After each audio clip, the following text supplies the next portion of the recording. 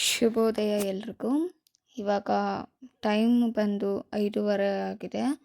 So ನಾನಿವಾಗ ಪ್ರತಿದಿನ doctor Purvi Jayaraj ಅವರ ಒಂದು ಮೆಡಿಟೇಷನ್ ಆರ್ಫಾಮೇಷನ್ನ ಕೇಳಿಕೊಂಡು ಡೈಲಿ ಬೆಳಗ್ಗೆ ಧ್ಯಾನವನ್ನು ಮಾಡ್ತೀನಿ.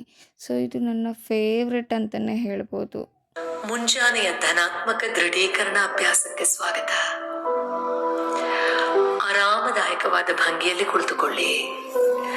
ನಿಧಾನವಾಗಿ ನಿಮ್ಮ ಕಣ್ಗಳನ್ನು ಮುಚ್ಚಿ. ನಿಮ್ಮ ಇಡೀ ದೇಹವೀಗ ಆಳವಾದ ವಿಶ್ರಾಂತಿ ಸ್ಥಿತಿಯಲ್ಲಿರುವ ಹಾಗೆ ಕಲ್ಪಿಸಿಕೊಳ್ಳಿ.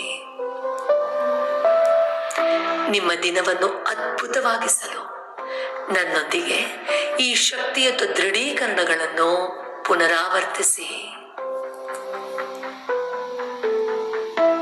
ಮತ್ತೊಂದು ಹೊಸ ದಿನದ ಅವಕಾಶಕ್ಕಾಗಿ ಭಗವಂತನಿಗೆ ನಾನು ಕೃತಜ್ಞನಾಗಿದ್ದೇನೆ. ನನ್ನ ಈ ಸುಂದರವಾದ ಜೀವನಕ್ಕೆ ಪ್ರಕೃತಿಗೆ ನಾನು ಕೃತಜ್ಞನಾಗಿದ್ದೇನೆ. ಈ ದಿನ ನನ್ನದು. ನಾನು ಸಂಪೂರ್ಣವಾಗಿ ಸುರಕ್ಷಿತವಾಗಿದ್ದೇನೆ. ನನ್ನ ಬಗ್ಗೆ ನನಗೆ ವಿಶ್ವಾಸವಿದೆ. ನನ್ನ ಸಾಮರ್ಥ್ಯದ ಬಗ್ಗೆ ನನಗೆ ನಂಬಿಕೆ ಇದೆ. ನಾನು ಪ್ರಬಲ ಮತ್ತು ಶಕ್ತಿಯುತ ವ್ಯಕ್ತಿ. ನಾನು ಪ್ರತಿಭಾನ್ವಿತ ಪ್ರಭಾವಿ ವ್ಯಕ್ತಿ.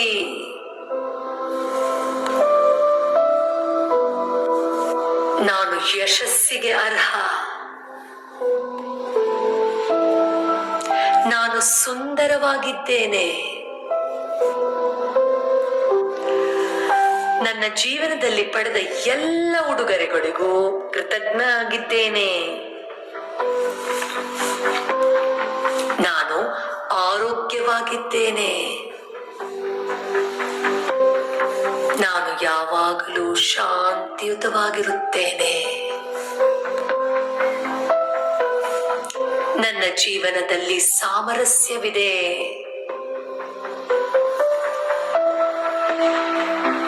ದೈವಿಕ ಮಾರ್ಗದರ್ಶನವು ನನ್ನ ಮಾರ್ಗವನ್ನು ಬೆಳಗಿಸುತ್ತಿದೆ.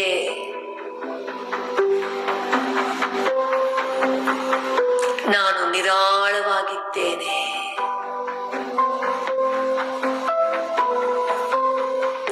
ಹೆಚ್ಚು ಪ್ರೀತಿ ತೋರಿಸಲು ಈ ದಿನವು ನನಗೊಂದು ಅವಕಾಶವಾಗಿದೆ.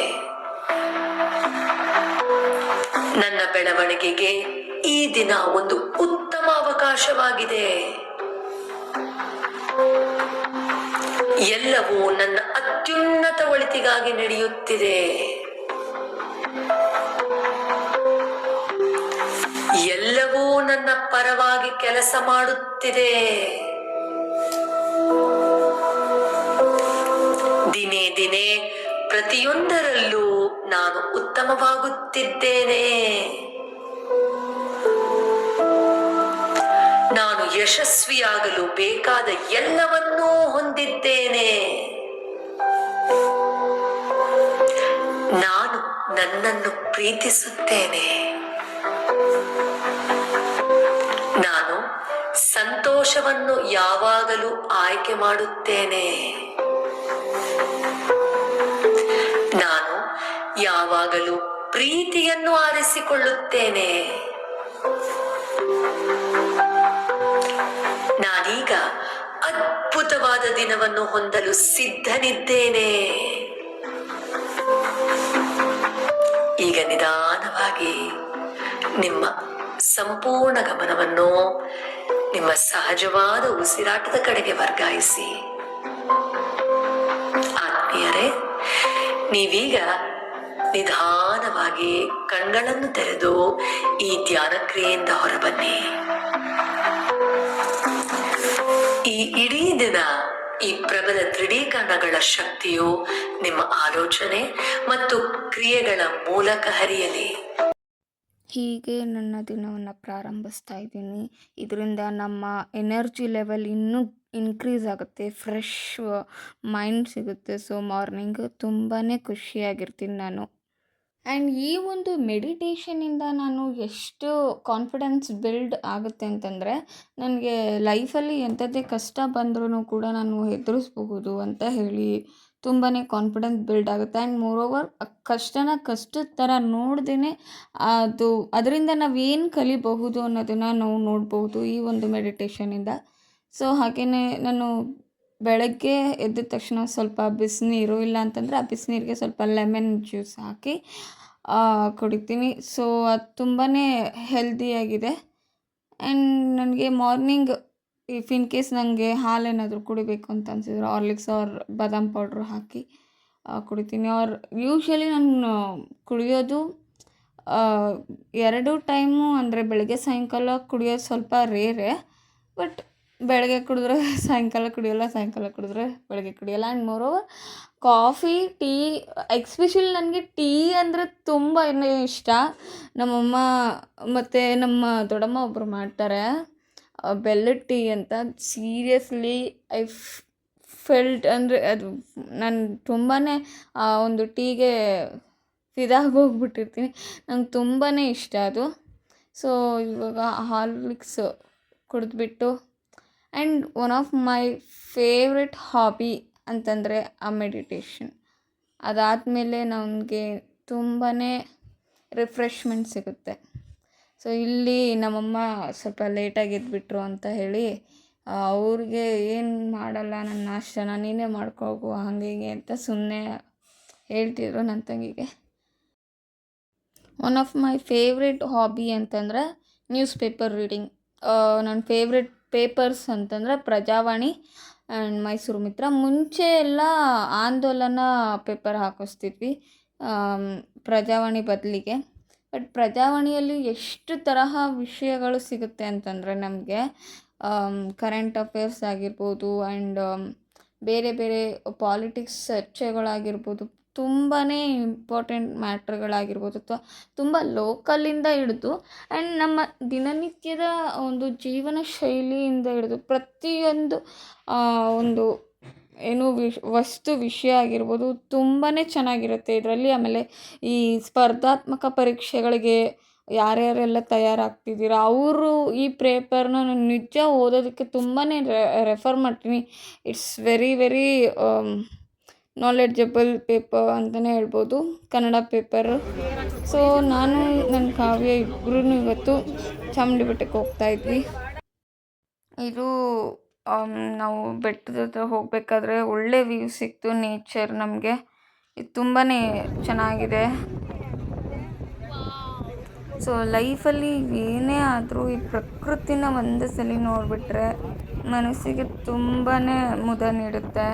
ಸೊ ಆಕಾಶದ ನೀಲಿ ಆಗಿರ್ಬೋದು, ಹಸಿರಾಗಿರ್ಬೋದು, ಇದೆಲ್ಲ ಒಂಥರ ಇನ್ಸ್ಪಿರೇಷನ್ ನಮಗೆ.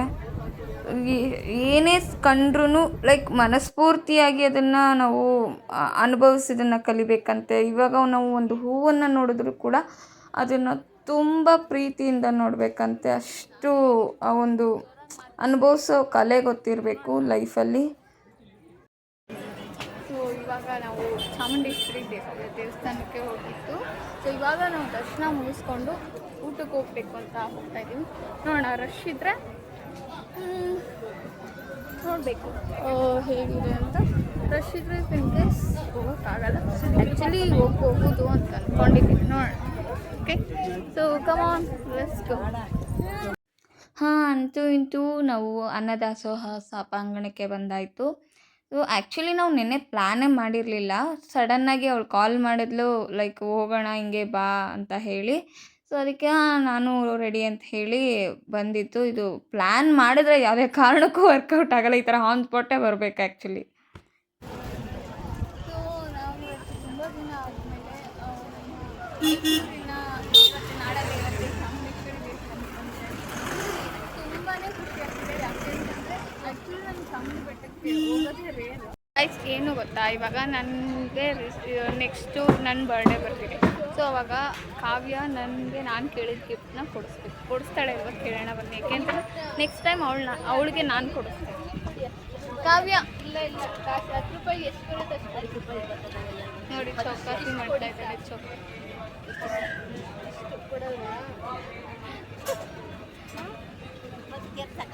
ಕಾಸಿಲ್ಲ, ಚೇಂಜ್ ಇರೋದೇ ತಗೊಳ್ಳಿ.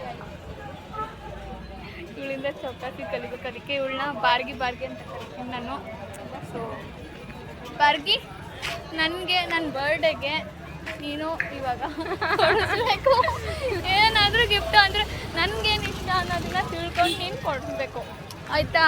ಲೈಕ್ ನನ್ನ ರಿಲೇಟೆಡ್ ಯೂಶ್ವಲಿ ನನ್ನ ಹಾಬೀಸು ಅಥವಾ ನನ್ನ ಏನು ಇಷ್ಟ ಇದೆ ನಿನಗೆ ಗೊತ್ತಿದೆ. ಯೂಶ್ವಲಿ ಅದ್ರ ರಿಲೇಟೆಡ್ ಏನು ಬೇಕಾದ್ರೂ ಕೊಡಿಸು.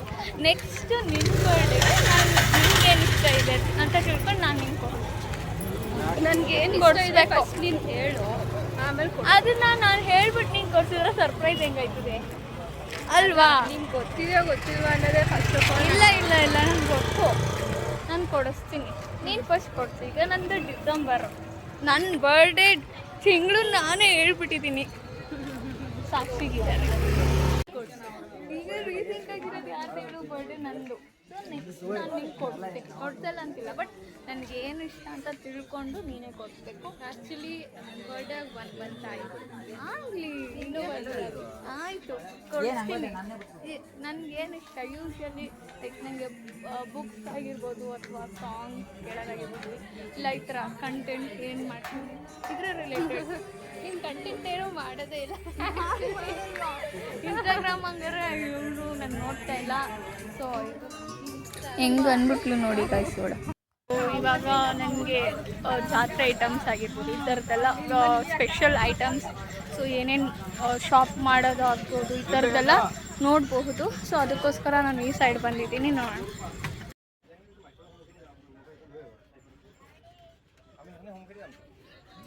ಯೂಶ್ವಲಿ ನನಗೆ ಈ ಥರ ವಿಂಡೋ ಶಾಪಿಂಗ್ ಮಾಡೋದಂದರೆ ತುಂಬಾ ಇಷ್ಟ ಆಗುತ್ತೆ. ಸೊ ಯಾಕೆ ಅಂತಂದರೆ ಇಲ್ಲಿ ಸುತ್ತಮುತ್ತಲು ಎಷ್ಟು ಐಟಮ್ಸ್ಗಳಾಗಿರ್ಬೋದು, ದಾರಗಳಾಗಿರ್ಬೋದು, ದೇವಸ್ಥಾನಕ್ಕೆ ಸಂಬಂಧಪಟ್ಟದ್ದಾಗಿರ್ಬೋದು, ಮನೆಗೆ ಬೇಕಾಗಿರ್ತಕ್ಕಂಥ ವುಡ್ ಐಟಮ್ಸ್ ಆಗಿರ್ಬೋದು, ಅಥವಾ ಲೈಕ್ ಸ್ಪಿರಿಚುವಲಿ ನಮಗೆ ಕನೆಕ್ಟ್ ಆಗೋವಂಥ ಒಂದು ಐಟಮ್ಸ್ ಆಗಿರ್ಬೋದು, ಇದೆಲ್ಲ ನಮಗೆ ತುಂಬಾ ನೋಡೋದಕ್ಕೆ ಚೆನ್ನಾಗಿತ್ತು. ಸೊ ಇದೆಲ್ಲ ತುಂಬಾ ಇಷ್ಟ ಆಯಿತು ನನಗೆ. ಬಟ್ ಇಷ್ಟ ಆಗ್ತಿದ್ದ ಹಾಗೇ ಲೈಕ್ ತೊಗೋಬೇಕು ಅಂತ ಅನ್ಕೋತೀನಿ. ಬಟ್ ಅದೇನೋ ಗೊತ್ತಿಲ್ಲ, ನನಗೆ ಬೇಗ ಮೂಡ್ ಚೇಂಜ್ ಆಗೋಗುತ್ತೆ. ಸೊ ನನಗೆ ಈ ಥರ ಅಂದರೆ ನನ್ನ ಚಿಕ್ಕ ವಯಸ್ಸಿಂದನೂ ನನಗೆ ನಮ್ಮೂರು ಜಾತ್ರೆ ನೆನಪಾಗುತ್ತೆ ನನಗೆ. ಇನ್ನು ಈ ಕಡೆ ಬಂದರೆ ಮಹಿಷಾಸುರ ಸ್ಟ್ಯಾಚು ಎದುರುಗಡೆ ಒಂದು ಆಧ್ಯಾತ್ಮಿಕ ಚಿತ್ರ ಸಂಗ್ರಹಾಲಯ ಅಂತ ಇದೆ. ಅದರಲ್ಲಿ ನಾವು ಸ್ಪಿರಿಚುವಲಿ ಹೇಗೆ ಕನೆಕ್ಟ್ ಆಗಬಹುದು ದೇವರಿಗೆ, ಆತ್ಮ ಅಂದ್ರೇನು, ಪರಮಾತ್ಮ ಅಂದ್ರೇನು, ಮತ್ತು ಯಾವ ಯುಗಗಳಾಗಿದೆ, ಮತ್ತು ನಮಗೆ ಎಷ್ಟು ಜನ್ಮಗಳಿದೆ, ಮತ್ತು ನಮ್ಮ ಪಾಪ ಕರ್ಮಗಳನ್ನ ಹೇಗೆ ಕಳ್ಕೊಳ್ಳೋದು, ಹೀಗೆ ಪ್ರತಿಯೊಂದೂ ಅವರು ಎಕ್ಸ್ಪ್ಲೈನ್ ಮಾಡಿದ್ರು. ತುಂಬಾ ಚೆನ್ನಾಗಿತ್ತು ಆ್ಯಕ್ಚುಲಿ. ಇಲ್ಲಿಂದ ನಾವು ಸೀದಾ ಹೋಗಿ ಸಿಟಿ ಬಸ್ ಸ್ಟ್ಯಾಂಡಲ್ಲಿ ಇಂದಿರಾ ಕೆಫೆ ಹತ್ರ ಹೋದ್ವಿ. ಇಂದಿರಾ ಕೆಫೆ ಏನು ತಿಂತಿದ್ಯಾ? ಚಂಪಾಕಲ್ಲಿ ನಂಗೆ ಅಷ್ಟು ಇಷ್ಟ ಆಗಲ್ಲ ಸ್ವೀಟ್ಸು. ಅದೇನೋ ಒಂಥರ ರಬ್ಬರ್ ತಿಂದಂಗೆ ಇರುತ್ತೆ ನನಗೆ. ತಗೋಬೇಕು ಅಂತ ಏನೋ ಅನ್ಸೋದೇ ಇಲ್ಲ. ಚಂಪಾಕಲ್ಲಿ ನನಗೆ ಇಷ್ಟ ಆಗೋದು ಕಾಜು ಬರ್ಫಿ ಬಿಟ್ಟರೆ ಬಾದುಷಾಹ. ಸೊ ಈ ಥರದ್ದೆಲ್ಲ ನನಗೆ ಇಷ್ಟ ಸಾಕು, ದೃಷ್ಟಿ ಆಗುತ್ತೆ ಅಂತ ಸಾಕು. ಸೊ ಇವಾಗ ನಾವು ದೊಡ್ಡ ಗಡಿಯಾರದ ಹತ್ರ ಹೋಗಬೇಕು. ನನ್ನ ಫ್ರೆಂಡ್ ಕಾವ್ಯ ಛತ್ರಿ ಹಿಡ್ಕೊಂಡಿದ್ದಾಳೆ, ಹೋಗ್ತಾ ಇದ್ದೀವಿ. ಥರ ಚೆನ್ನಾಗಿದೆ. ತುಂಬ ದಿನ ಆದಮೇಲೆ ಮಳೆ ಬಂದಿರೋದು. ನಮ್ಮೂರಲ್ಲಂತೂ ಮಳೆ ಸಿಕ್ಕಾಪಟ್ಟೆ ಕಮ್ಮಿ. ಬೆಳಗಾಗ್ತು ಅಂತಂದರೆ ಬಿಸಿಲು ಜಾಸ್ತಿ.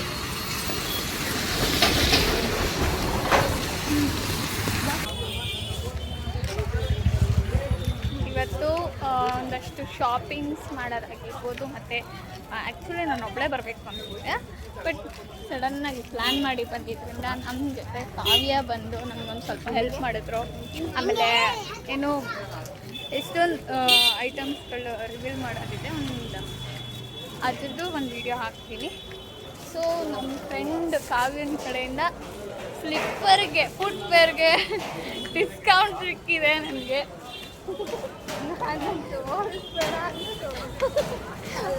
ಇವಾಗ ಇವಳು ನನ್ನ ಜೊತೆ ಬಂದಿದ್ದಾಳೆ ಅನ್ನೋದನ್ನ ಪ್ರೂಫ್ ನಿಮ್ಗೆ ತೋರಿಸ್ಬೇಕಾ ಬೇಡ? ಸುಮ್ಮನೆ ಕಾವ್ಯ ಕಾವ್ಯ ಅಂತ ಹೇಳಿದ್ರೆ ಆಗುತ್ತಾ? ಒಂದು ರೀಲ್ ಇದೆಯಲ್ಲ ಕಾವ್ಯ ನೆಕ್ಸ್ಟ್ ಶಾಪಿಂಗ್ ಎಲ್ಲ ಮುಗಿಸ್ಕೊಂಡು ನೆಕ್ಸ್ಟ್ CBS ಹೋಗೋಕ್ಕಿಂತ ಮುಂಚೆ ನನಗೆ ಎಲ್ಲೋದ್ರೂ ನಂಗೆ ತುಂಬ ಫೇವ್ರೇಟ್ ಅಂದರೆ ಜೋಳ, ಬೇಯಿಸಿರೋ ಜೋಳನ ಯೂಶ್ವಲಿ ನಾನು ಎಲ್ಲೋದ್ರೂ ಜಾತ್ರೆ ಎಲ್ಲೋದ್ರೂ ತೊಗೊತೀನಿ. ಸೊ ಅದೊಂದು ಪಾರ್ಸಲ್ ತೊಗೊಂಡು ಹೋಗೋಷ್ಟರಲ್ಲೇ 5:20 ಆಗೋಗಿತ್ತು. ಸೊ ಇದಾಗಿತ್ತು ನನ್ನ ಇವತ್ತಿನ ವ್ಲಾಗ್. ಮತ್ತೆ ಮುಂದಿನ ವಿಡಿಯೋದಲ್ಲಿ ಸಿಗ್ತೀನಿ. ಅಲ್ಲಿವರೆಗೂ ಟಾಟಾ, ಬಾಯ್ ಬಾಯ್, ಟೇಕ್ ಕೇರ್.